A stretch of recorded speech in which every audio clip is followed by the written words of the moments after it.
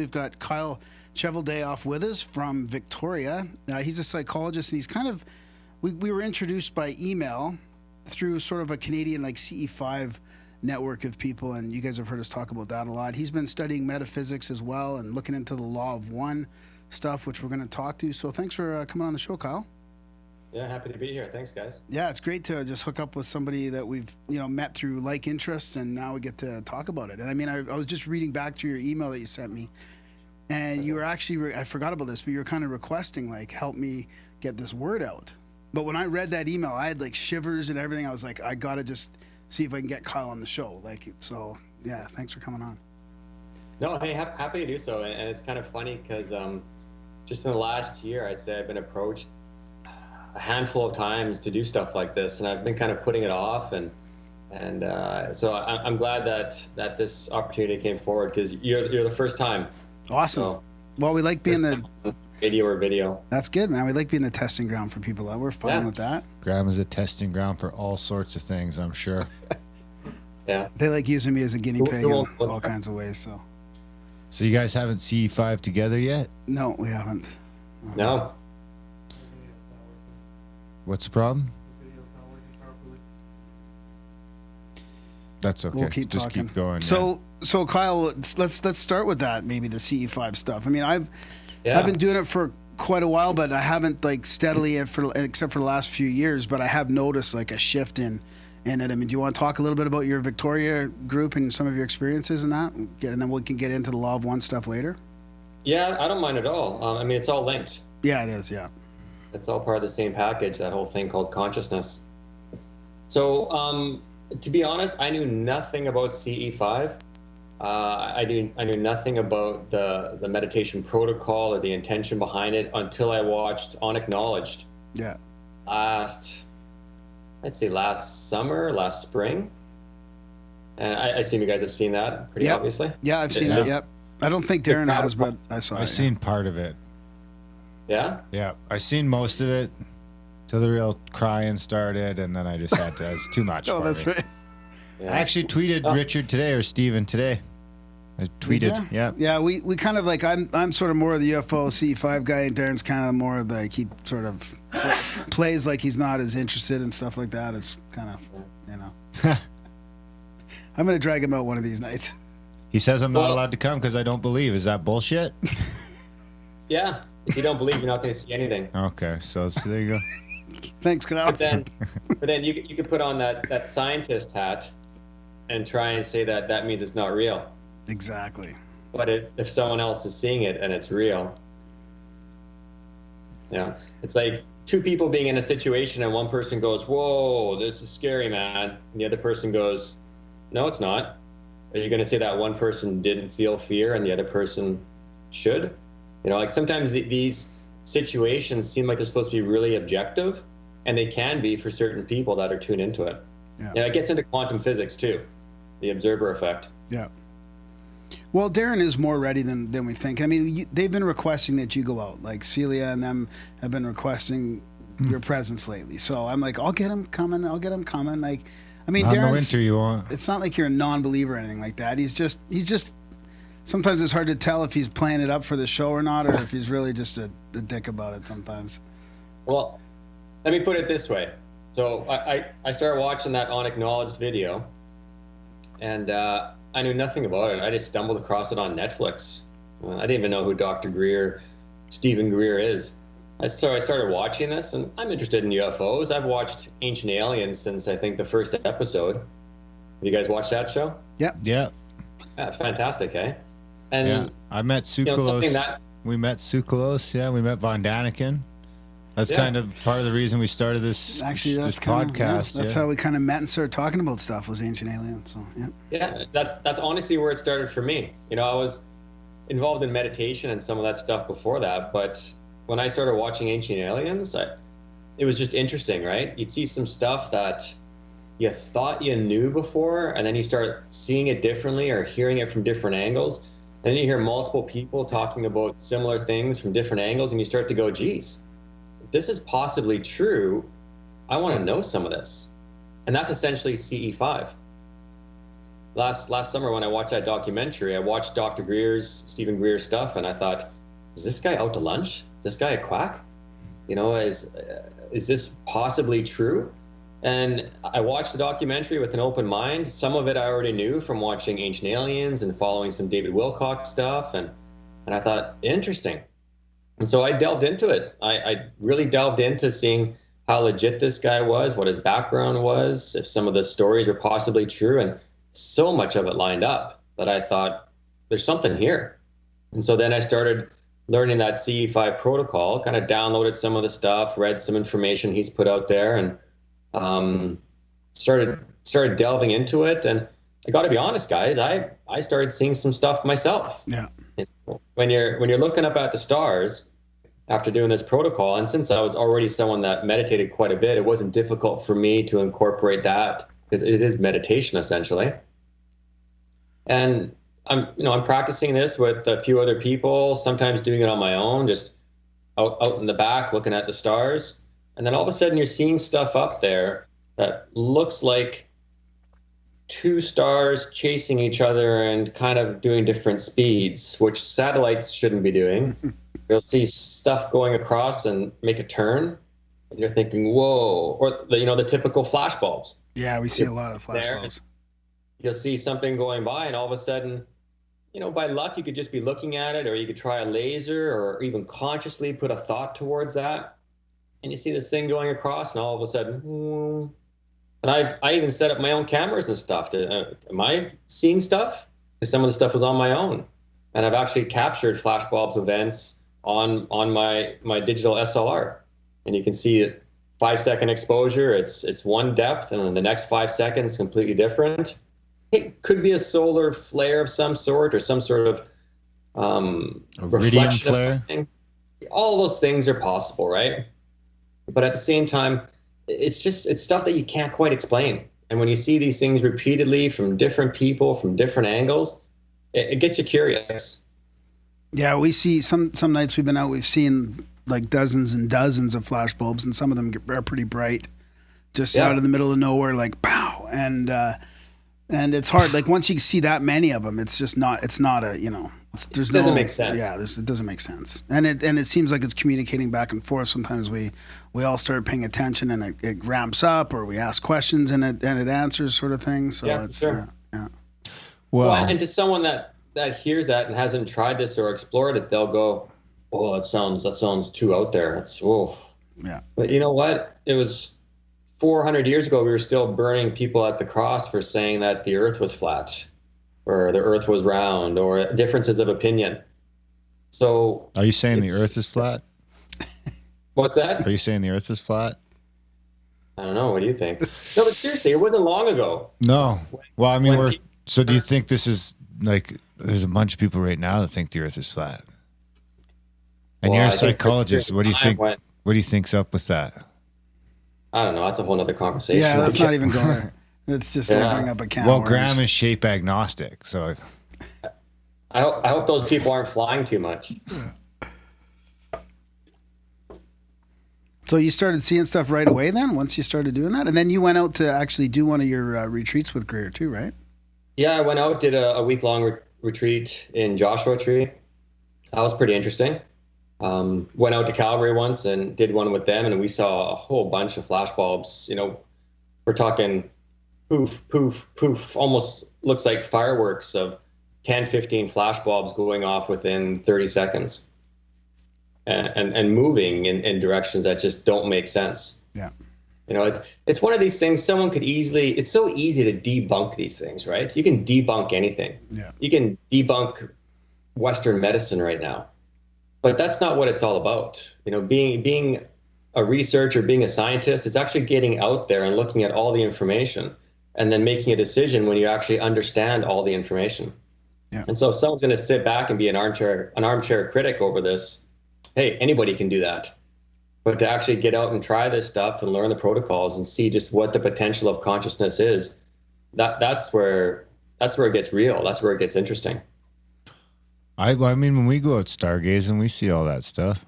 I don't know if you see flash bulbs, though. You see fast walkers and like things that could be satellites, right? Yeah. Shooting stars. But do you see flash bulbs? Yeah. We see Really? all sorts of stuff. I don't know what a flash bulb is, to be honest, but I think I see them. I've only talked about it like 50 times on the show, and he's says claiming pow, he pow, doesn't pow. know. This is a pow, pow, pow. That doesn't do it for me. But I mean, we go out stargazing quite a bit, especially in the now that it's gets dark next time before then midnight. start meditating. Just follow the protocols a little bit, and then see. Well, Celia's written a book. When I go stargazing, I've got a book with my for it, kids. and it's got all the meditations in there and everything. So do you think got they a can handbook. affect it, the kids, or do you think they're good for it? What's that? Do you think having the kids along is a good thing or a bad thing?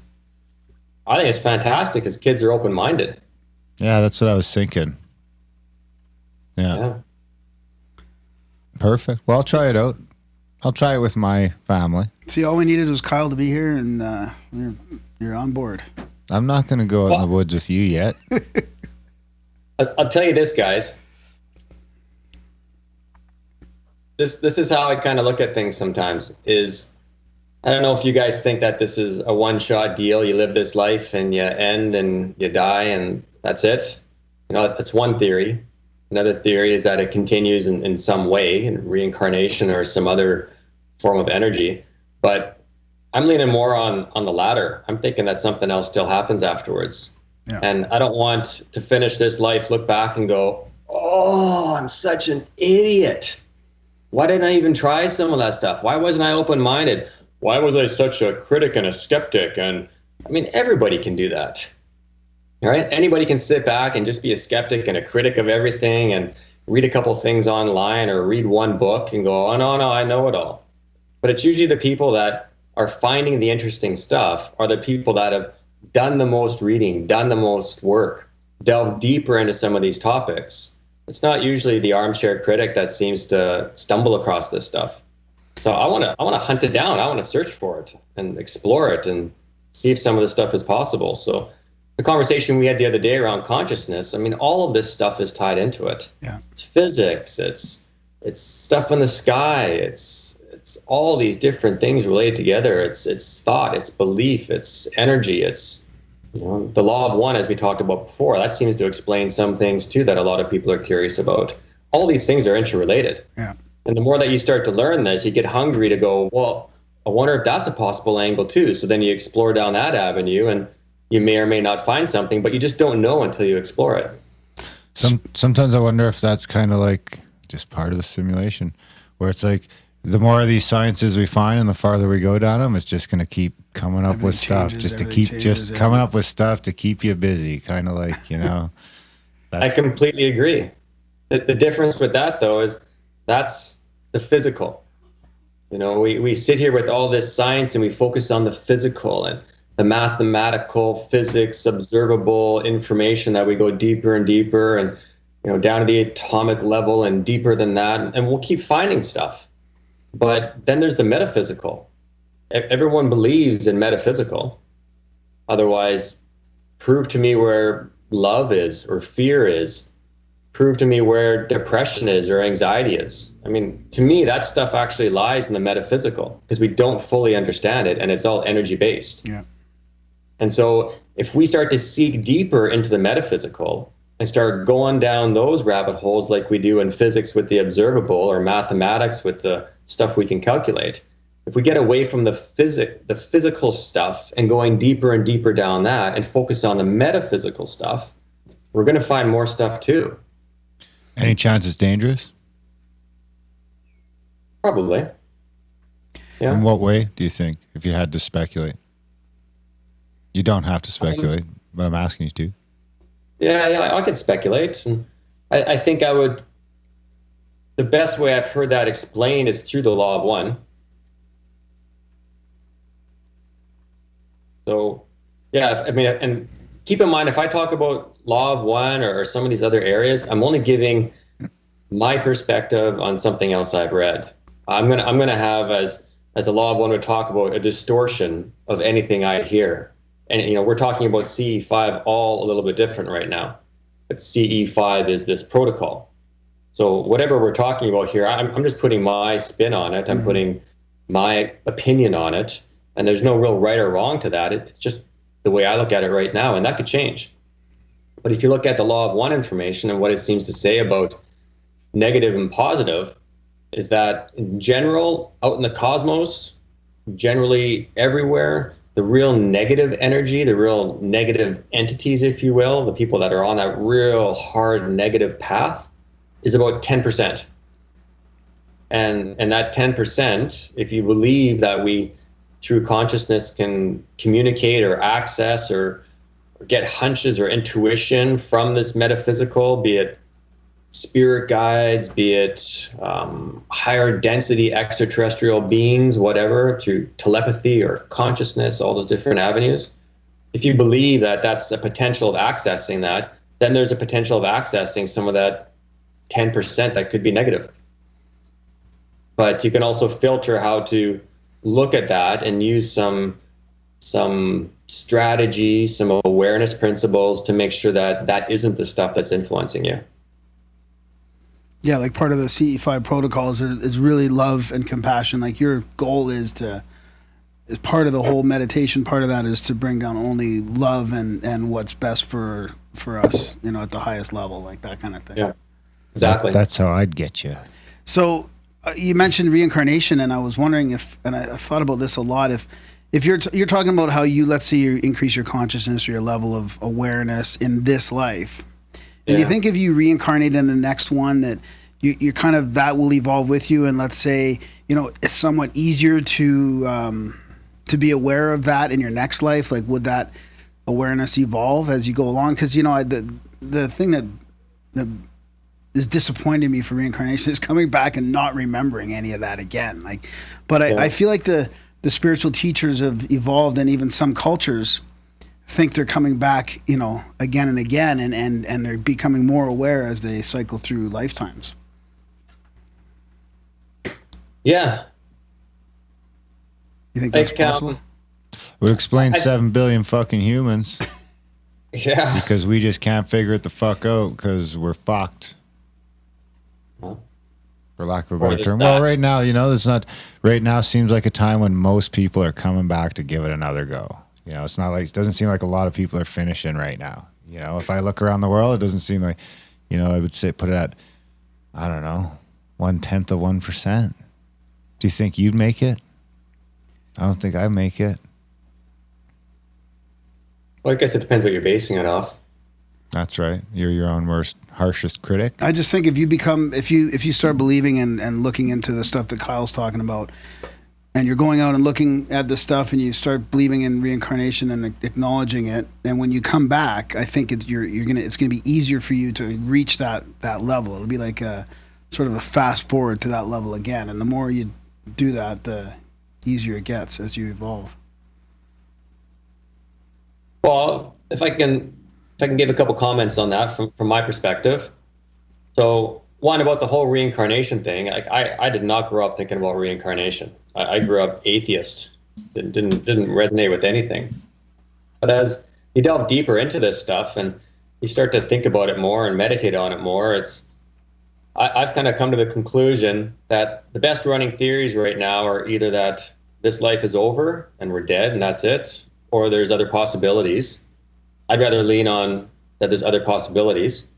And if that's the case, it seems to relate to consciousness somehow.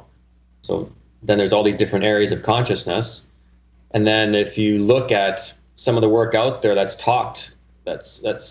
seems to talk about the same thing from different angles. You could look at some Egyptian history and philosophy. You could even look at the Vedas or Hinduism, Buddhism in some ways. You could even look more recently at law of one. You could look at kind of the similarities in some religions instead of just the differences. And if you look at this stuff, it seems to point to stuff happens after we die.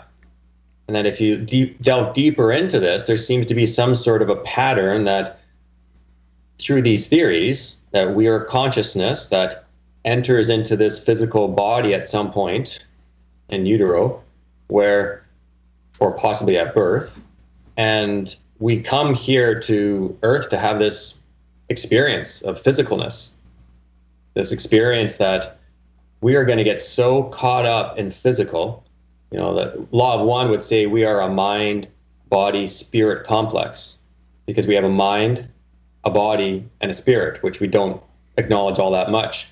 But this body, this physical part, is what we get really caught up in, and our mind focuses on that body part instead of more of the spiritual part. And as we do that, we get down this rabbit hole of all this stuff, and along the way we get to make choices. And we make choices around, is this completely for me, or more in selfishness, or is it, yeah, something I want, but it can kind of be good towards others too? You kind of make the decisions where it's a little bit to be good for other people as well. And if you make more of those decisions, theoretically, more metaphysical stuff opens up for you, because you're actually adding that stuff into your life. Stuff like love, compassion, empathy, those things. Service, yeah. Yeah, service to others is how they would call it. Yeah. Whereas if you look at people that get really caught up in selfishness and greed and stuff like that, I mean, you can or still even have victimization is a form What's of that. Victimization is a form of that. Seems to be the most prevalent one today. Yeah. I mean, depends how you look at success. You could be a billionaire and be the most selfish person in the world, and there's a whole bunch of them out there. And you could be poor and in service to others, but happy and satisfied in your life. Yeah.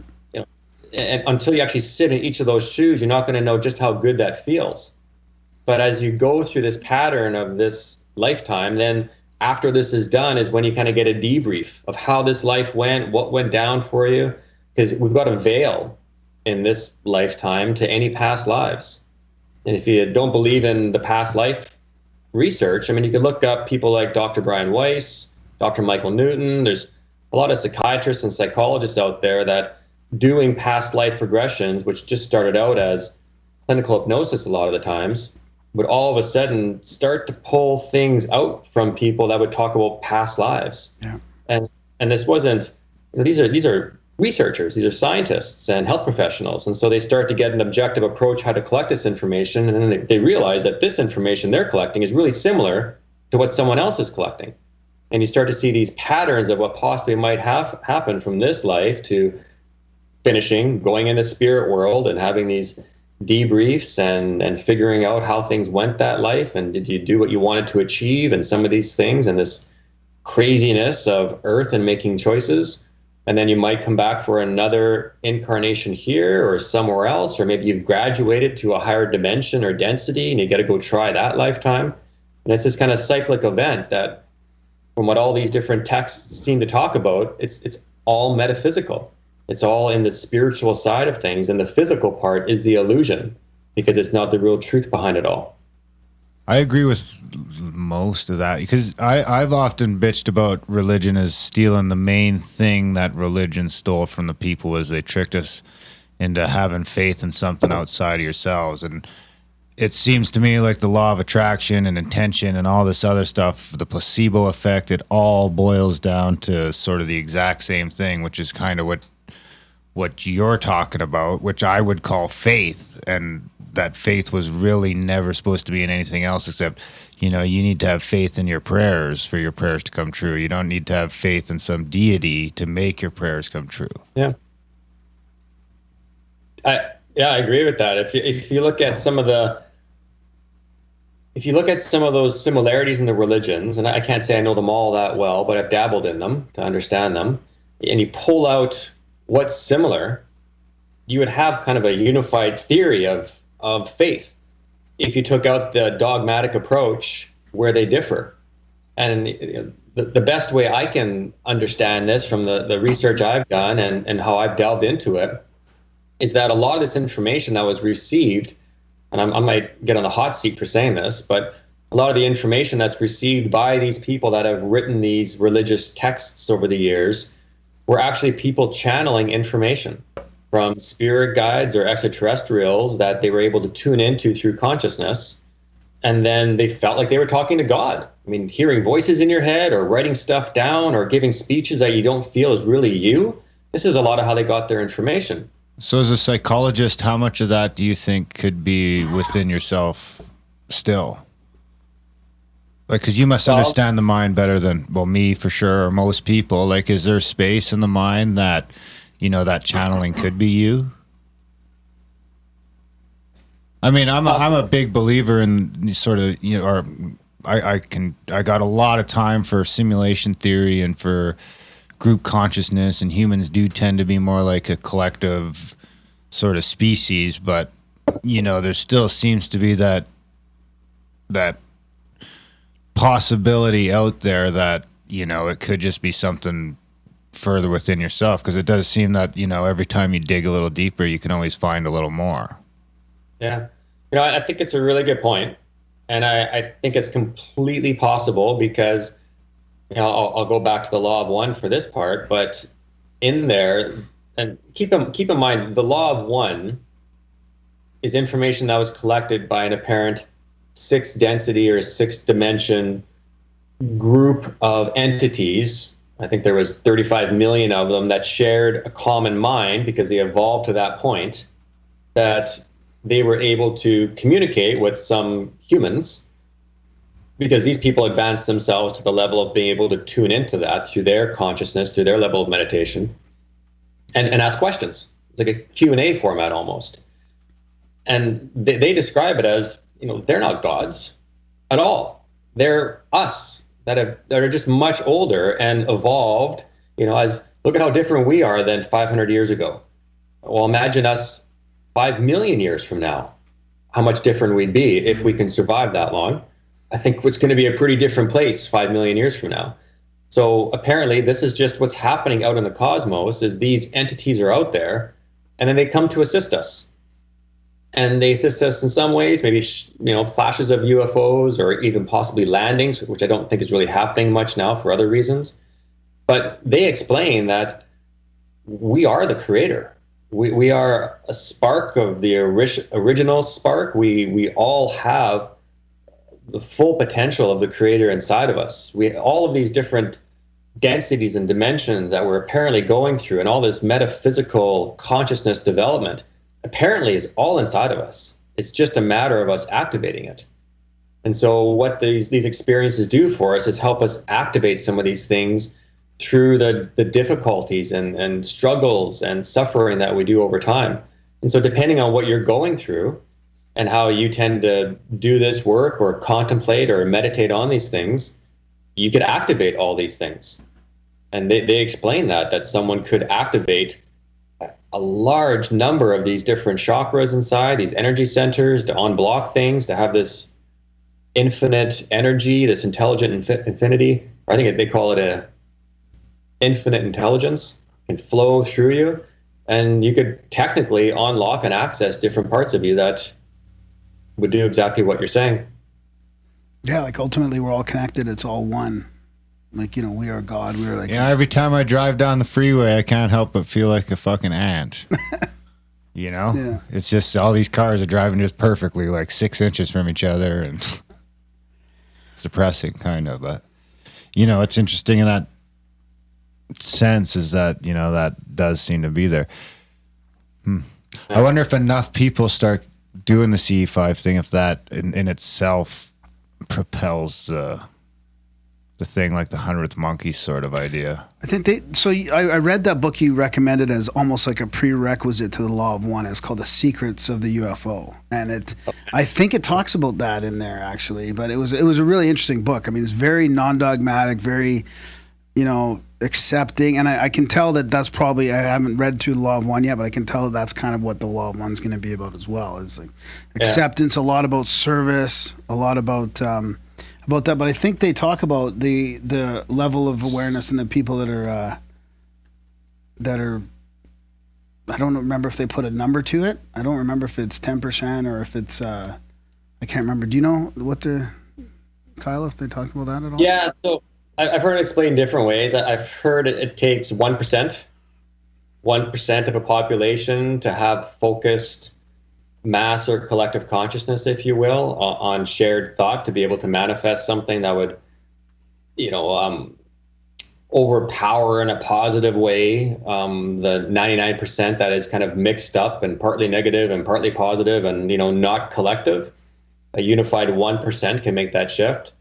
And in the law of one, they talk about it as if you have different people on different paths.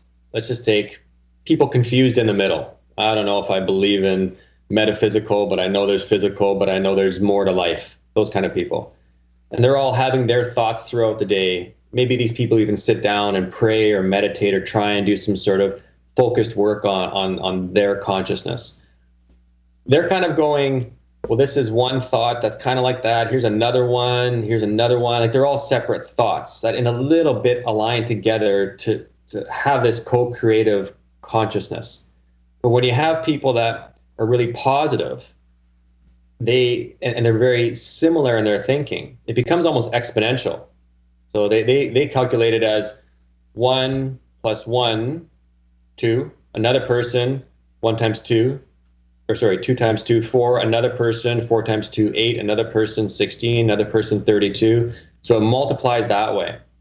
And that's apparently because when people are in a higher state of consciousness, a more love, light-based level of consciousness, that it's this fundamental kind of truth, this fundamental thing that everyone can understand, and it's complementing to each other. I mean, if the three of us could sit in that space right now, it'd probably feel good if we could do it, but it wouldn't be like, oh, get that away from me. So if you're doing it on the negative side, if the three of us were doing that with real negative thoughts, we wouldn't have that multiplication effect, because we're not going to align that similarly, and we're not going to want these things. Your negative thoughts can be yours and mine. They're not going to totally align. And does that make sense? Yeah, so what that's happens really when interesting. Yeah. Go like this and actually elevate more and faster. So when those do start to align, is that when we get some of the biggest horror stories in human history? We're getting them right now. Yeah, in some ways. Look around. Look how polarized things are right now. And this is usage of words from the law of one. Polarized. So you can be positively polarized, doing more service to others, more good things, and more negatively polarized, more service to self and selfishness. Look at where we are right now in the world. It's like so much fear, so much worry, concern. Like we're on the brink of war how many times a year right now? And there is war going on all around the world. And there's revolts and riots in France and other places right now. That's like, what's going on? And then the other side, we have environmental concerns, and people want to save the ocean, and people want to make a difference for the earth. People are realizing, wow, if we keep this up, we're actually killing that thing called the earth right now that we kind of need. And so you get this kind of polarization right now. And some people, a lot of people are stuck, like, okay, I'm over here a bit, I'm over here a bit, or I can't stop watching the dog and pony show, but I know I should be over here. And this kind of negative side tries to pull us in. It tries to harness our thoughts, which we now know are energy. It tries to harness our co-creative thoughts, because if we're all worried about something and something's on the news and we're all glued to what Trump is doing tomorrow, we're actually feeding our thoughts into that, and then we start making decisions based on what we're thinking. Does that make sense? Yep. Yeah, but I also read a stat that more people canceled their cable in 2017 than did in the last 10 years combined in North America. Really? Yeah, so I mean, in a lot of ways, I can get caught up in that it's a terrible time too. But then, I mean, I was just listening to one of Dave Rubin's shows today that was talking about a guy that was kind of, behind the scenes. You're hearing about how terrible it is, but there's all this sort of stuff that's happening behind the scenes that no one's talking about. That, I mean, we were at Jordan Peterson last night, and he sort of said the same thing. He's like, despite what you've heard, it's still sort of probably the best time to be alive. I think what I was getting at with the aligned malevolence or negative thoughts, I was wondering if that's sort of when you get genocide from one culture on another, is when you can sort of get an entire group of people that can get their negative thoughts aligned. Yeah, I'm sure it happens. And I mean, just look at culturally how different we are culturally in some different parts of the world. So it happens. Can you expand on the polarization part? Because when I was listening to that book, The Secrets of the UFO, it did talk about that a little bit, where you have to correct where I'm wrong here, but in order for us to be at our potential, or to create more consciousness, awareness, or magic, or whatever, that we have that it's better to be polarized. Like in the middle, we can't reach that potential. Yeah. So Law of One kind of talks about it this way, and I'll put a little because some people might think, what is this Law of One? Is it another Bible? You know, what is this all about? So can I give like a little 5-minute thing? Yeah, absolutely. Yeah, so because I'll tell you right now, I'm a skeptic. Okay, I don't walk around drinking the Kool-Aid and then going, oh yeah, I read this book once and it was amazing, and that's all I talk about. When I first stumbled across Law of One, what got my attention was that the lead researcher, it's a group of researchers that their organization is called LL Research, which is actually Love Light Research, L/L Research. And this was started by Professor Don Elkins. I forget where he was a professor at. He had I believe he's got a PhD in physics, and then he's also a mechanical engineer, I think. A pretty smart dude, you could say. And he was a prof back in the 50s and 60s, I think. And I might get some stuff a little off here, but I'll be fairly accurate, I think. He was still teaching, really getting interested in how this whole UFO thing is going on. And so this will help you guys a bit with the CE5 stuff, because I really think these things are very much aligned, and anyone into CE5 would gain a lot by understanding Law of One. Because he basically started out, like a lot of people do right now, going, okay, if people are telling the truth and these UFOs are possibly coming around or possibly real, I want to know it. And being a physics and engineer prof, why not, right? He would actually understand it. He was also getting his pilot's license at the time too. So he started traveling around. He was working with MUFON a bit and some other organizations to actually go meet with people that said they were contactees or receiving information, doing research in this area. And as he started and meeting a lot of researchers as well, all across the world in this field, going in very objectively. Like you read that Secrets of the UFO, he's very objective when he talks about this stuff. He's not giving his personal opinion.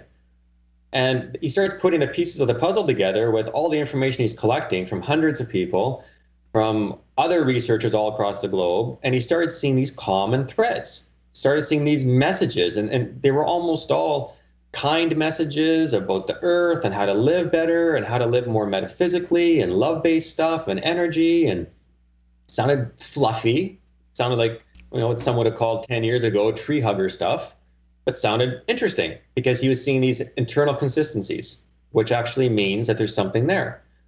And so he actually started trying to decode this a bit to see what was really similar, and he actually found there were messages in there, and also with other researchers doing this, that were actually describing how to meditate on some of these practices to receive these messages more. And so he started doing research on this. He started using his grad students, and they created a protocol to sit around and meditate on these practices and try and see if they could tune themselves in through meditation to get to a certain vibrational frequency to receive information. And they would just like say stuff and spit it out, and almost like what's called in Christianity, speaking in tongues. Yeah, it sounds very similar to that in some ways. And so after 10 years of doing this, they started getting the protocol down better. They were receiving mixed messages, which were very similar to Law of One messages. And then all of a sudden, Carla, one of the researchers as well, went into this deep state of unconscious trance and received this contact from Ra. And so then the next day, 3 of them set up a separate room to try and access this again, with Don Elkins being the lead researcher behind this. And they started asking questions when this entity or group of entities came back. And he asked questions from the deepest, hardest physics-based questions to the deepest part of consciousness that he knew about, to history of UFOs and what's happening in America. And the information coming out not only validated what he already knew as being a researcher in the area, but gave him more information that led him to other sources and more information. And he was just shocked. Like everything seemed to be accurate. And then it even got into explaining how the cosmos works and how reincarnation works. And again, validating other sources. And so this isn't just some book someone wrote.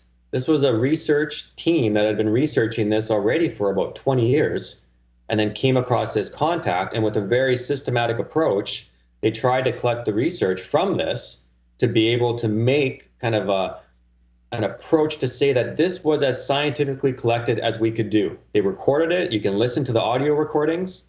They wrote that book. They wrote a bunch of other books on it as well to explain it from other angles. And it's just absolutely fascinating information for anyone interested in UFOs, reincarnation, physics, how the universe works, consciousness, meditation. A lot of it is just explained better than any other text I've read in that one collection of books. It's really fascinating stuff. So the polarization part. So they talk a lot about polarization, and they talk about it from almost like electricity. You have to have a positive and a negative charge. And so if you're too much in the middle, you're not creating that charge between the positive and negative. And so apparently that's also why this happens so much on Earth, because when we have these great polarities like we do right now, a lot of work gets done because it's so polarized and it's so charged. Does that make sense? Yep. And to the point where I almost look at it as it's like an elastic band being pulled. And then all of a sudden, I don't know, but I mean, are we at this ascension time, this precession of the equinox where something big is going to happen? I don't know, but we seem more polarized than we ever have before. Yeah. And so if someone is in the middle, kind of on the fence, well, they're probably not going to see a lot of big changes in their life. They're not going to really see a lot of the stuff happening. If someone's more on the negative, well, they could do a lot of, as it's called, work, metaphysical work with this polarity of charge. And if you're on the positive side and you're doing that sort of stuff, then you'll see a lot of things as well. So how do you define the negative and positive if so much of it is based on people's perception? I mean, it really does feel like the people on both sides would say they're on the positive side. So does it matter? Yeah. Because if the good and evil isn't really good and evil, like I believe the law of one is kind of similar to Grant Cameron's thing lately, where it's like so much of it is perception based that doesn't matter as long as you are charged in some way. Oh, so there's fundamental rules, they say, and this plays into the love and light thing. And so they say there's distortions. We all have distortions. And our distortions is our perception of something. Yeah. And so we are constantly perceiving things differently. So we constantly have distortions of things. And that's part of the experience we have to figure this stuff out in our own way. But as you're looking at things, you can use some of the secrets, if you will, some of the information in these texts and really well written in Law of One around how to make this work for you. Keeping in mind, apparently, it's also been used for the negative. So apparently Ra made contact with the Egyptians some time ago, the hawk-head god Ra, and they were unfortunately taken as a god. They gave this information to try and help the Egyptians because they were quite high in their spiritual level. Unfortunately, they were polytheistic in their viewpoint towards God, and Ra thought if they were down to one god, they might really advance consciously. And it didn't work. They gave some of this information out, they tried to assist, and the elites took it for themselves. And they used it on the negative side, which Ra was apparently shocked about, that entities would want to use something so powerful in a negative way. And so there's different ways to look at this, if it's going to be used for positive or for negative. But a couple of really easy things to consider is just, is this choice you're going to make, because it's all based on choice, it's free will, is what you're going to do, this choice you're going to make, is it self-centered? Is it all for you? Or is there some aspect of it that it's also for others? It's also for a more common good. Is it more in hate and fear and the more darker stuff we often talk about, or is it more love and light based? It doesn't mean you have to walk around being Gandhi, but you can at least start to think, if I'm a little more, if it's a teeter-totter and I'm a little more on the positive side of the teeter-totter, well, that's going to be the stuff that you manifest, and that's going to be that path that you unfold down. So that's the kind of polarization. Yeah, that makes sense. I seem to remember The Secrets of the UFO was talking a little bit about acceptance, and it seemed like it was sort of anti-control, like letting people have their free will, their free choice was very important in that. Definitely. Yeah. They talk about it as a. Oh, sorry.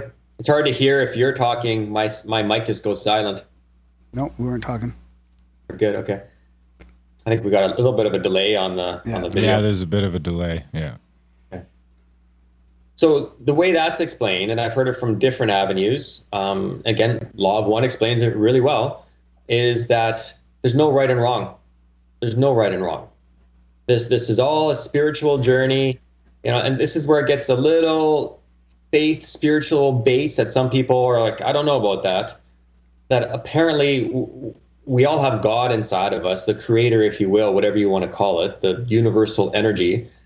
And we are just sparks of this throughout the universe. And we are going through this process of learning how to make these choices so that we can either have a life that manifests more negative stuff or have a life that manifests more positive stuff and align with other people and go along this journey. And so it's,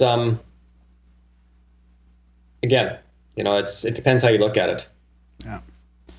So Grant Cameron's been one of our favorite guests, and he was into the, all the paperwork, the nuts and bolts, the presidential UFO aspect. What does the government know about all this? But then he shifted into the consciousness aspect of it pretty hard a few years back, and okay. And he's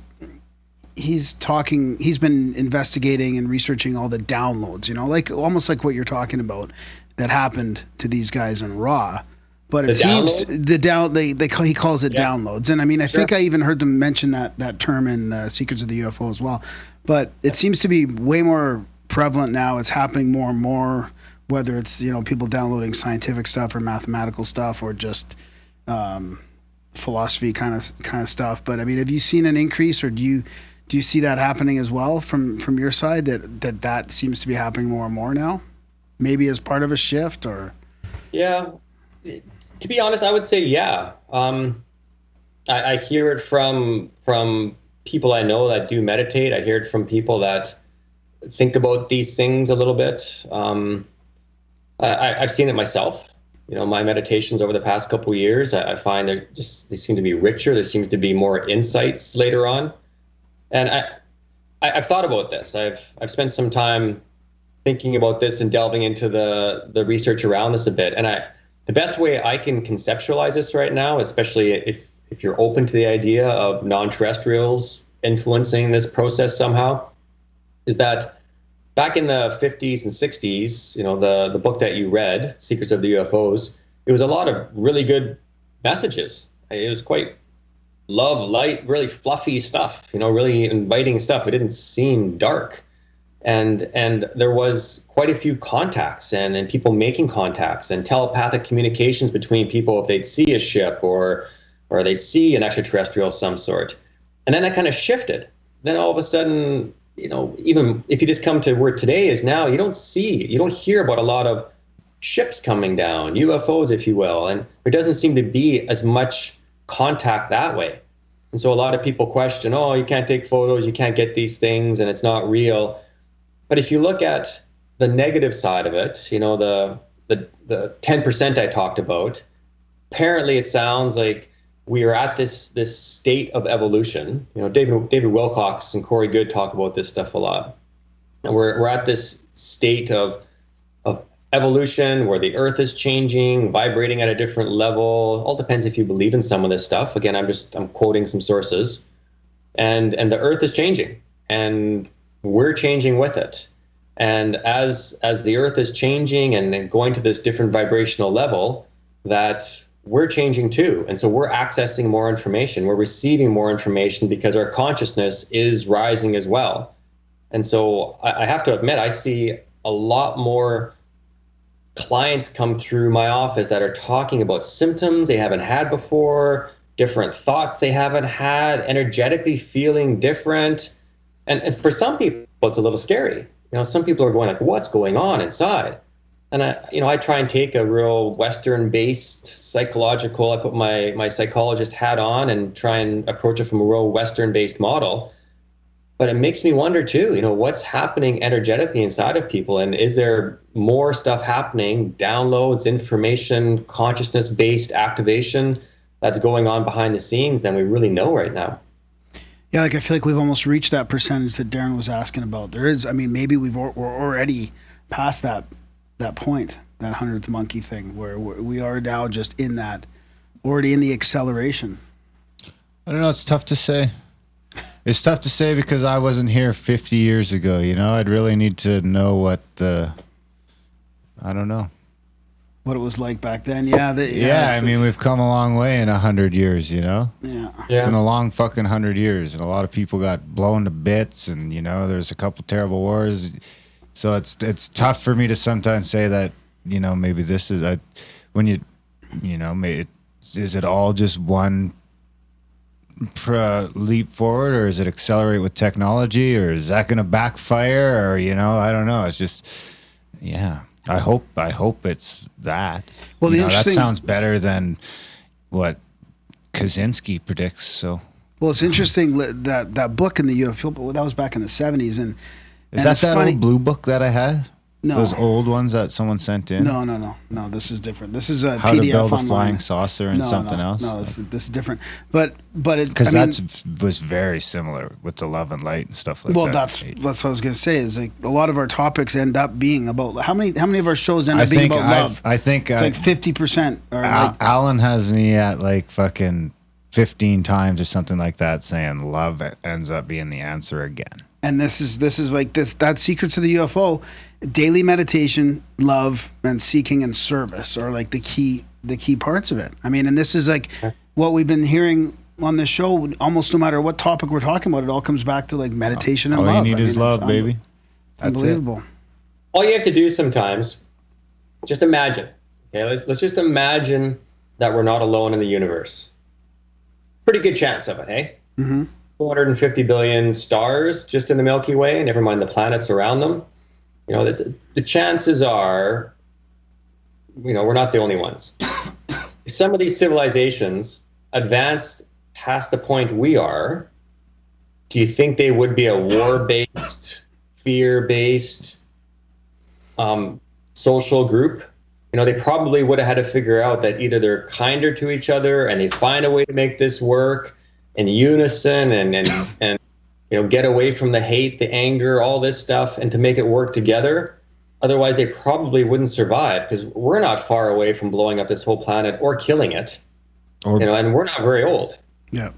Yeah, I agree with that. I think we're older than we think. No, but I agree with that. I agree with that, but I think we're older than we think. Yeah, that's true.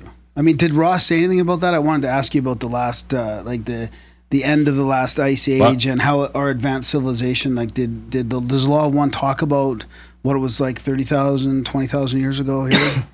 I was actually going to say, synchronistically, when you mentioned the precession, I was reading an article today that they're saying that this cave art in France, that's 40,000 years, or sorry, in Turkey, Turkish scientists have now said that these fucking cave paintings that are 40,000 years old accurately depict the precession of the equinoxes. I don't doubt it.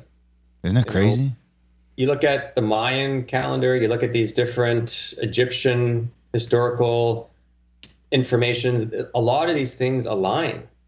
Where does that, because I mean, we were just talking to Rennie and Tamara a little while ago about the one great year and the precession being part of the golden age and the silver age and the bronze age, and that we'd be in the bronze age now. Does the Law of One tie into that at all? Is that like, how does it look at the precession? Yeah, I mean, I have to summarize because it's a lot of numbers, right? If someone goes, I'm a numbers guy. Someone types in lawof1.info, somebody typed lawof1.info on their computer. Mm-hmm.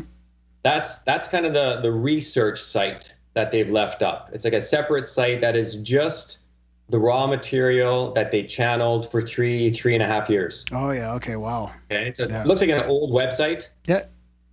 Looks like an old website. You can see it's 106 things on there. That's 106 sessions they had. 106 times they sat down to try and channel raw. And then you can click on, say, one, and you could scroll down. You'll see a little blue arrow. You could hit play and you could actually listen to the channel session. Or you can go on the top right where it says, I think it says search, almost like a Google search. Mm-hmm.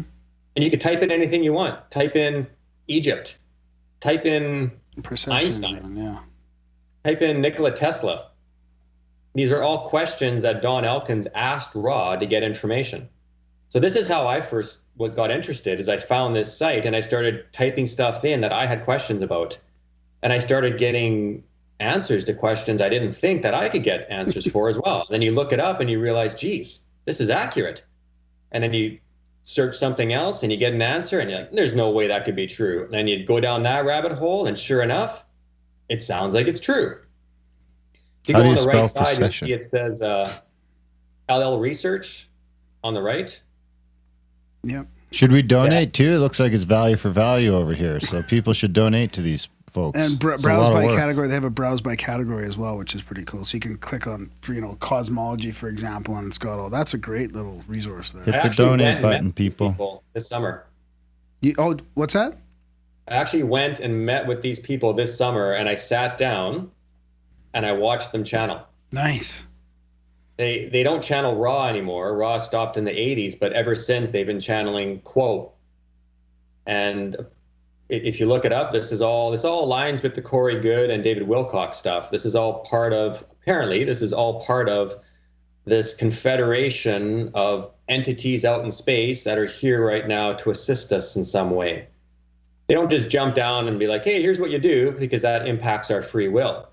But if you meditate, if you do these things, if you watch the metaphysical, you might get little cues along the way. And so, I mean, that's a great website, just if you got an odd question about Law of One. Yeah.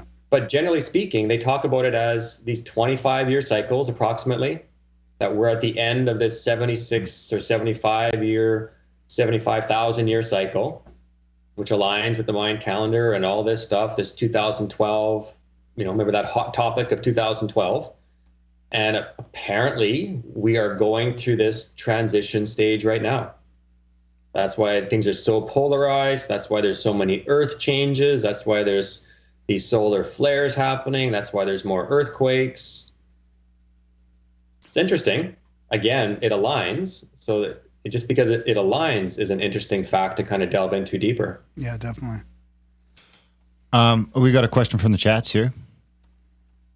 And we got from Deep Thought 42. When you guys talk about the Law of One, could you ask if it's true that once you read it, a person is bound to it? No, it's not true. There you have it. No, the way it works is the way that's explained in the Law of One is that if you are really delving into this stuff and you want to access other information, maybe get into a real meditative practice and try and get some of these downloads like people are talking about, the information that you get, the way they kind of word it, or if you read the Law of One and you get a lot of insights from it, well, you've just got more tools in your toolbox, because you can't unlearn something. So when you start to learn these things and it starts to enrich your life, or it starts to impact your life or other people's lives, you've got a tool now. And so now it depends what you do with it. Either you drag it around and it's a ball and chain on your ankle, or you actually use it. As a mace. What's that? As a mace. Bash. I guess. No, I feel like it's one of those things that if once you read it and you get to a certain level of awakening or whatever, you can't go back. You can't, like you said, you can't unlearn it. You're changed forever. Like that's probably just what that means, really. Well, I'll put myself on one of those on books, eh? It's one of those books that just once you crack it open. I'll put myself on the hot seat here, okay? So I've delved into these things in a lot of different angles. Partly personally, just because I find it interesting and I consider myself a researcher of life. If there's stuff out there that are secrets in how this whole life thing happens, I want to know. And then at the same time, I work as a psychologist. So if some of this stuff could assist my clients as well, hey, great. But I'll tell you something that's changed over me the past few years is I've always had a big heart. I mean, I was a firefighter for 10 years on the front lines. I didn't do that because I didn't care about people. I've turned into more of a compassionate, even more aware of my own emotions. I can even say the word love in a sentence and not feel awkward. Whereas, the guy growing up didn't talk about this stuff. So this stuff, and I'm not just talking law of one, I'm talking all this metaphysical love, light stuff. Before, it just used to sound like fluffy words to me. Love, light? What? But when you actually delve into what it is, and you start applying it to your life, and you start to see how it impacts your relationships, and you start to, like, for example, I look at you two. I don't look at you two right now as a couple dudes. I guess I kind of do. One with a pretty cool toque. But I look at you guys. What's that? It's reversible. Nice. Next week it'll be straight blue. Two, and I go, you two are two more sparks of consciousness that are on this cyclic pattern of reincarnation. And I wonder, like, what's your history? What past lives have you possibly had?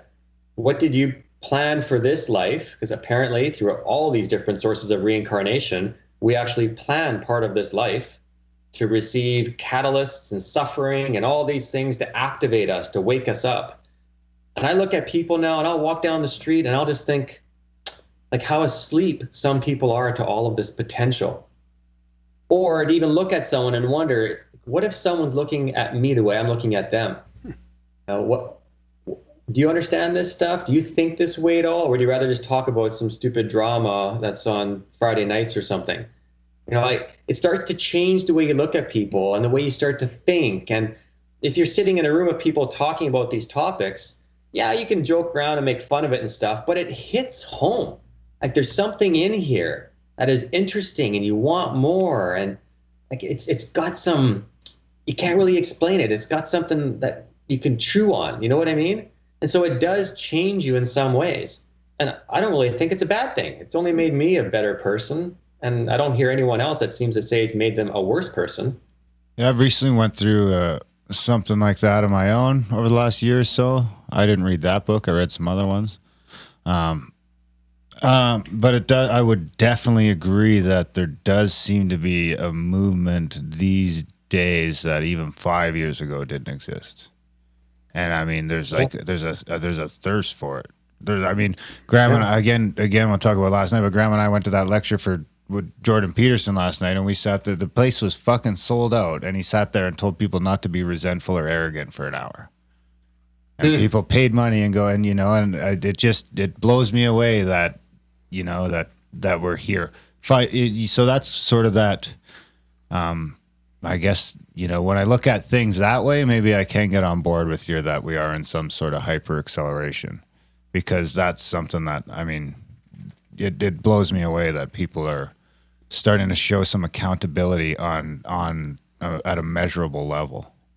We got another question from the chats. Friend of the show, Jim Lee, hanging out. He's got, ask Kyle, have you ever heard of Alexander Chizevsky and sunspots and mass excitability? No, the name sounds familiar, but I'm only thinking that's because David Wilcock has done some amazing research in some of these areas. His book, The Source Field Investigations. Oh, I read that actually. Actually, I listened to it. Man, wasn't that motherfucker like 27 hours? That's deep. Graham had a bunch of synchros with that book. I remember. Yeah. Wow, it's deep, and it's written at the level of like a PhD in each of those fields. He did amazing work with that book, and the references and resources he puts in. But no, I can't say I'm familiar. He gives us a little breakdown along. Jim Lee's been on the show before. He's our resident geoengineering expert. I actually just told him he's going to have to come back on. We're going to have him back on in January.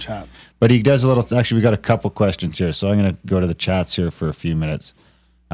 He says, Chizevsky proposed that human history is influenced by 11-year peaks in sunspot activity, triggering humans to act upon existing grievances and complaints through revolts and revolutions. Interesting. Next question from Brady Ackroyd. Has Kyle gotten to experience out-of-body experiences due to consistent meditation? Ooh. I would say yes and no. So it depends how you look at it. Some people will talk about having these out-of-body experiences where you can actually turn around and look at yourself and move places and go through walls. I haven't met anyone firsthand that's done that, but I've definitely, on many occasions, had such deep meditations where I can't even tell if I have a body. It's that word omnipresence, omniscient, and you almost feel as if you're vibrating, and then it's almost like a release, and you just feel expansive. You feel as if somebody could walk up and hit you with a baseball bat and you wouldn't even move because your consciousness is just everywhere.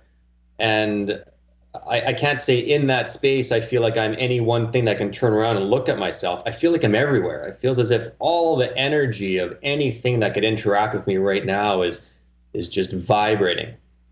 That's about the closest I can compare. We had another question from Jewel.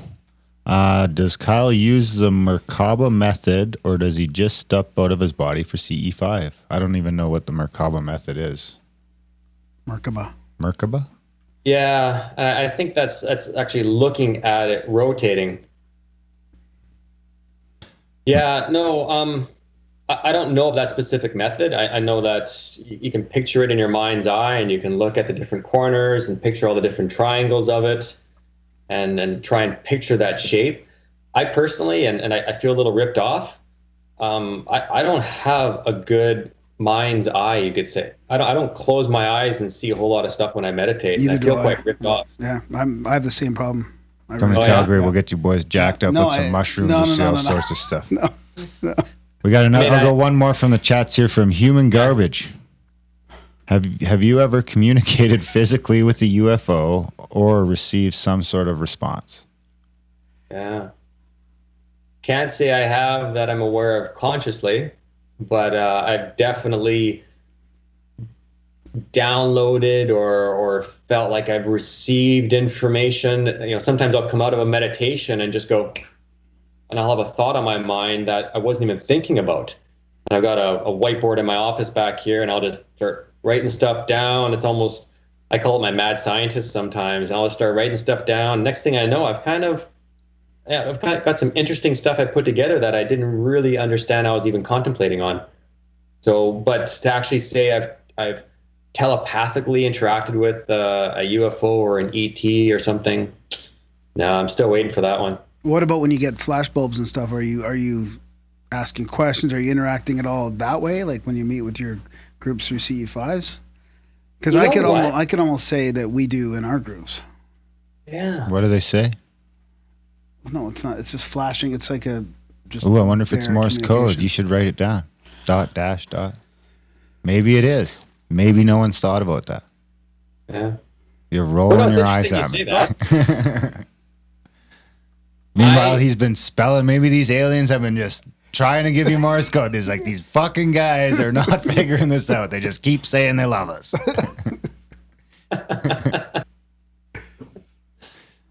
I'm gonna come. I'm gonna bring a Morse code book. I want to hear what Kyle was gonna say about that. No, that was awesome. So interestingly, I don't really put much effort because I haven't really thought about putting much effort into communicating that way. And I'm actually quite surprised I haven't, because I usually consider trying to download or interact with this collective consciousness or this Akashic records, whatever you want to call it. I often think about that when I'm meditating or before or after my meditation. And so when I'm doing the CE5 stuff, I'm actually forgetting to do that. So I'm going to actually plant that in there. Yeah. That's good. I was brought up. Yeah, it's always forefront in my mind because when I saw my initial big UFO sighting in the 90s, early 90s, was me looking up and saying, please come back, I want to see you too. And then it did. So that was my interaction of asking for it, not expecting to even see anything, but yeah. Maybe that's why I can't get this fucking U2 album off my phone. It came back after I deleted it. So I wanted to ask you about more about this past life stuff because I've looked into Dolores Cannon's work a little bit, and you being a psychologist too, and talking about the healing. Like, there's a lot of healing that can happen through past life research or regression. And I wondered if you've ever looked into her work at all. And I mean, we've heard we were going to have somebody on that does that. Carol something. But she said no again. But I mean, just the fact that for people like acknowledging that they have past lives and there could be potential for healing seems to really do wonders. Even just that. Yeah. The whole past life thing. It's interesting. You know, it's a bit taboo in the psychology world. It's, because they say it's not empirically validated. Yeah. But, then you see people like Dr. Brian Weiss, psychiatrist, Dr. Michael Newton, psychotherapist. And are you in contact with those fellows? No. I write those names down.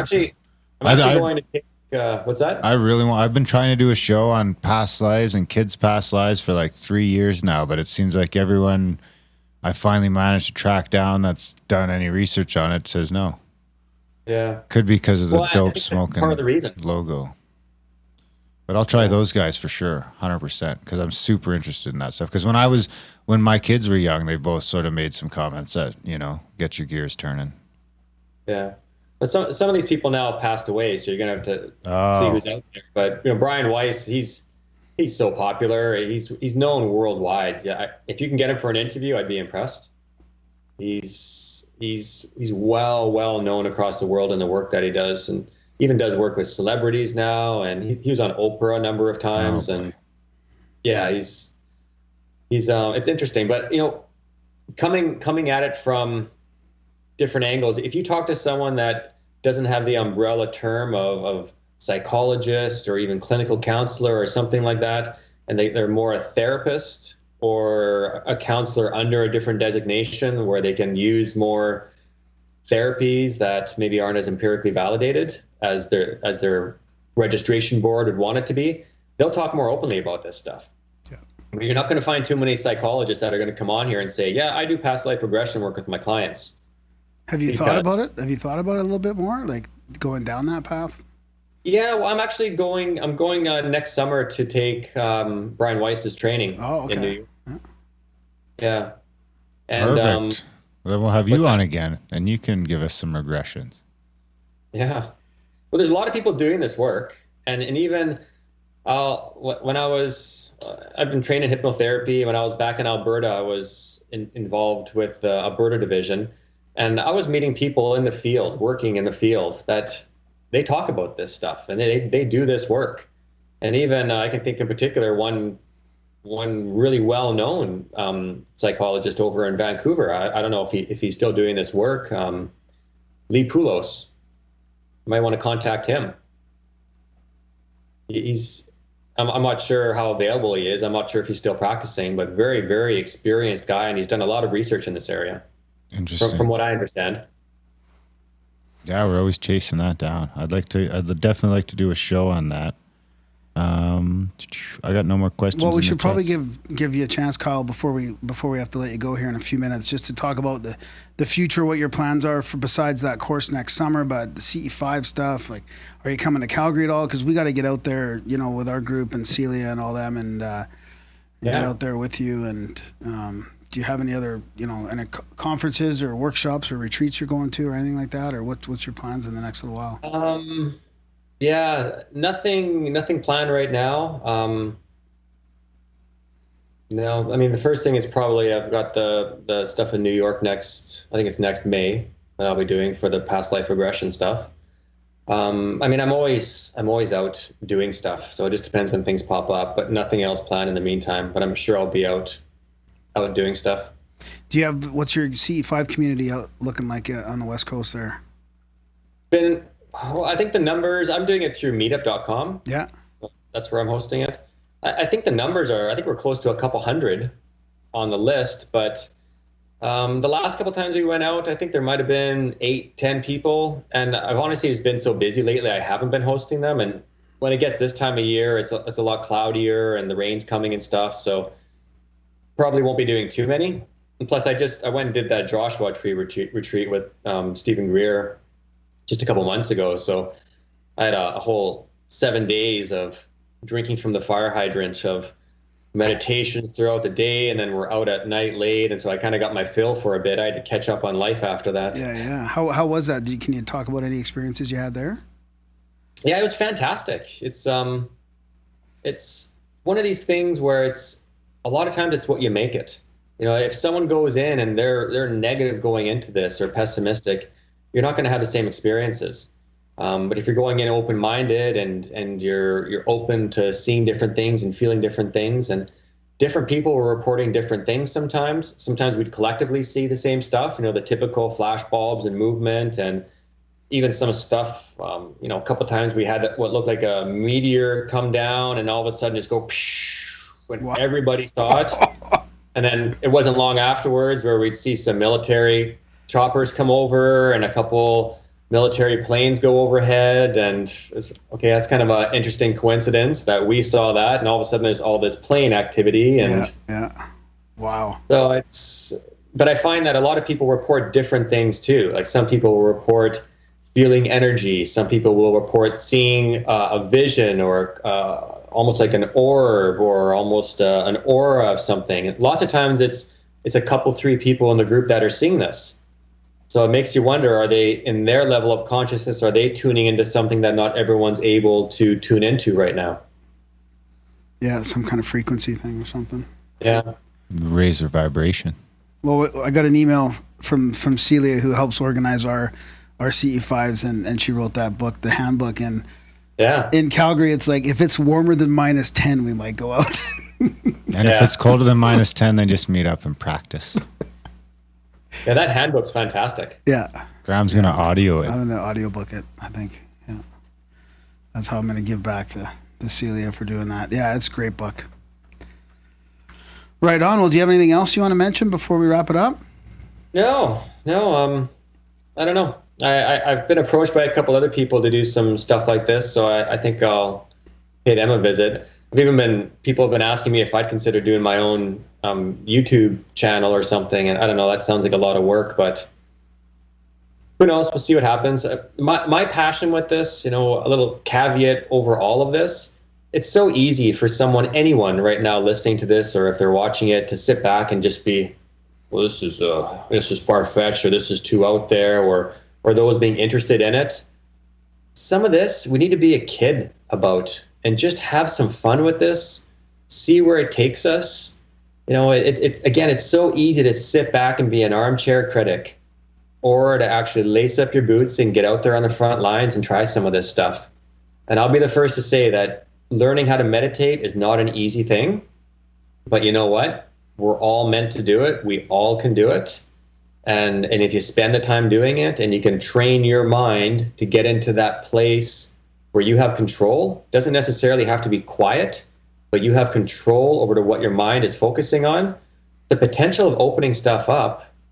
And athletes use it all the time with mental imagery. It's used, meditation, we do it every day. I like to say every time we have a negative thought and we're hyper-focused on something, thinking about something again and again to the point where we might even feel it inside, like anxiety or depressive thoughts, I consider that a negative meditation. Yeah. Because we're so focused on something, we're actually manifesting this inside of our bodies as well sometimes. If someone could take that and flip it on its head and think, what's the potential of doing that in a positive, love, light, compassion, empathy-based sort of environment, what could they manifest inside of them or externally by focusing on that sort of meditation? And if we all kind of progress that way, this is going to be such a nicer place to live, and we'll be more accepting. We'll explore this stuff together. Yeah, there's going to be stuff out there that's fake and dodgy, but don't lump that in with the stuff that might be real and might be true. Because people are constantly trying to attach stuff together and say, this sounds like that, so it's all garbage. It's not how it works. Yeah. No, that's great. That's well said. Yeah, and it's funny because the law of one came up. I met a new friend the other day, and he brought it up. And then Michael, our past friend of the show and guest here that used to come by all the time, was into it. And yeah, I know. I didn't mean it like that. I mean, so when you mentioned that law of one, I was like, oh, we got to get into this. So yeah, thanks for. Yeah. If you ever want to come back on and you want a platform instead of creating your own YouTube channel or whatever, just come on. We can talk about it. You can dig into a couple topics. Yeah, it's all good, man. Yeah, you can just borrow our platform. Yeah, and then definitely look us up, and you can come in studio. We always like to have people here when you come to Calgary next time. We'll go out. Yeah, sure. Go out and skywatch.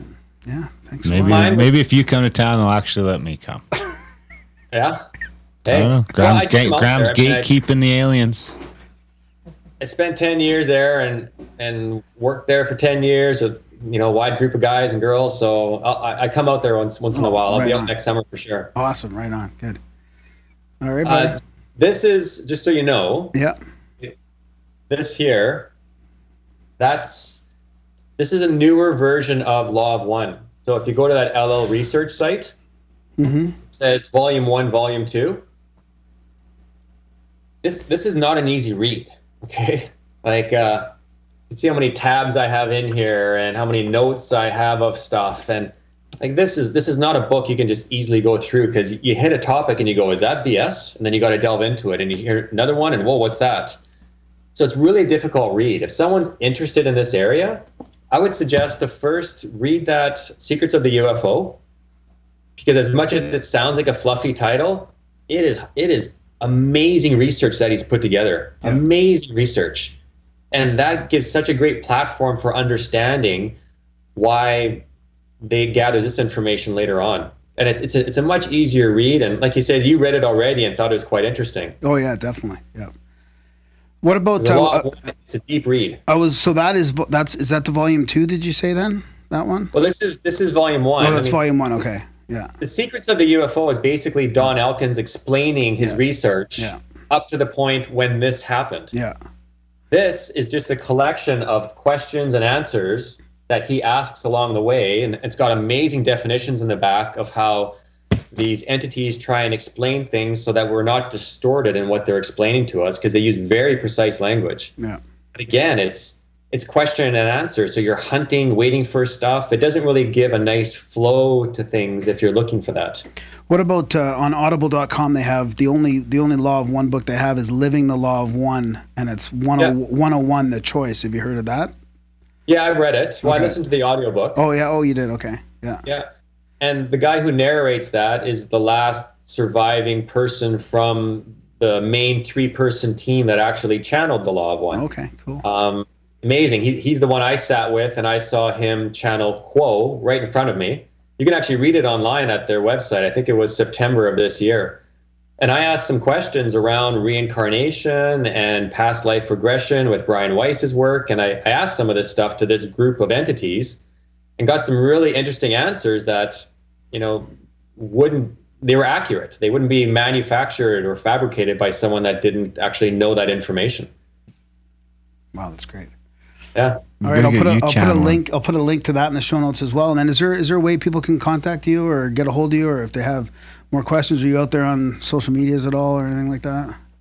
I'm not really. I'm not putting myself out there yet because I'm pretty busy with my own work, and I spend so much time doing research in these areas.